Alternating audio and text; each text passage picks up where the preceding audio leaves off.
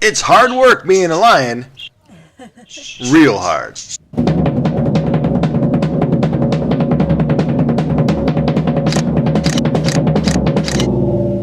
I'm up early as we're saying goodbye to the lodge. I'm also trying to say goodbye to a ton of flies. No worries, as I'm sure the pudding is hurrying up since I'm being attacked. I guess not. What a beautiful morning. A perfect day in Africa, you might say. It's always hard to say goodbye to such an excellent lodge, especially this pool. I'll miss you, pool. Alright, let's grab some snacks and start going to the Ndutu area today. And on the way there, we're going to pass through the Ngorongoro Conservation Area. It's always interesting to see how close the agriculture and village areas are right next to a big park like the Serengeti. As we're pulling into the conservation area to get signed in, let's take a stroll through the center and shop.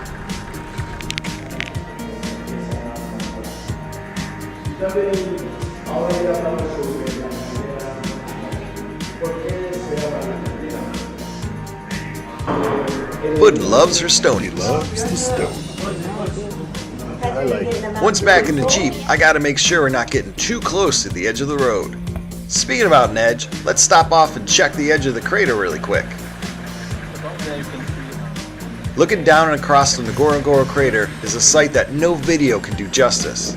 If you ever get a chance in life, be sure to check this place out. Now we'll be going down into that crater after our stay in Ndutu in the central Serengeti area. Even from this high vantage point, I'm always looking for wildlife. And look at that, 2 black rhinos, part of Africa's Big Five.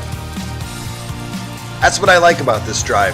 Even though we're going from one camp to another, you never know what you're going to see in between. Like this eagle. All sorts of wildlife can be found anywhere in this area, even lions.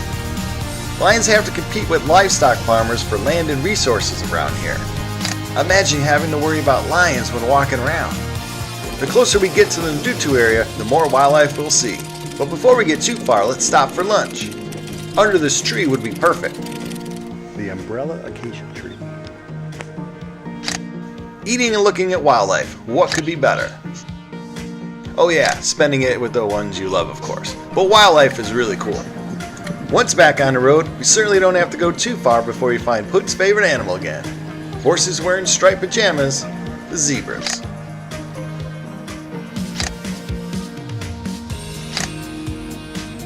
It's always interesting to see what is around the watering holes. Seems like in a heated day today, only birds are venturing out. Here's one of Africa's most unusual looking bird, the marabou stork. This large stork will eat pretty much anything it can get into that large beak. It sure won't win any beauty contests.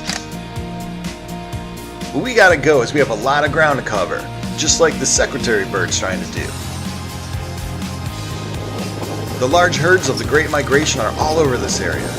This is where they like to have their young before traveling back up north across those scary rivers in search of more green grass. So since there are a lot of prey animals in the Ndutu, there must be lots of predators. It looks like we found some chiefs that have found something. A big old male lion relaxing, or trying to. He could be part of a pride, or just on his own if a younger male or males have kicked him out. Now just in case my videos get picked up by Animal Planet or Discovery or National Geographic, let's take some cheesy reaction shots, as they call them, so we look like a real animal show. Perfect. I'm always in awe of being so close to one of nature's most powerful hunting machines. And such a versatile animal as well. Lions can be found from the savannas like this to various other habitats like woodlands or on the edge of a desert. Hunting takes a lot of energy, so that is why they rest whenever they can. But it looks like this guy is going to go back on the move. And so are we.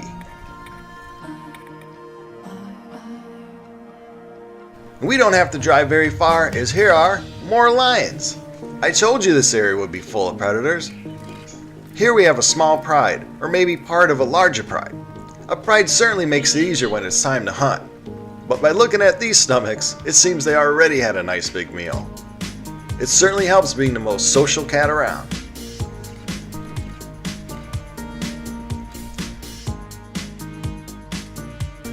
I was happy to be part of this pride, from the safety of the Jeep of course. A lion can easily take down antelope and gazelles, and if you have a pride helping out, you can go after zebra, wildebeest, buffalo, giraffe, and even rhino and hippopotamus, and sometimes large enough prides can get young elephants. Now even though you may think of hyena when you hear the word scavengers, lions certainly do a good job displacing hyenas, wild dogs, and leopards and cheetahs from their kills and do their fair amount of scavenging as well.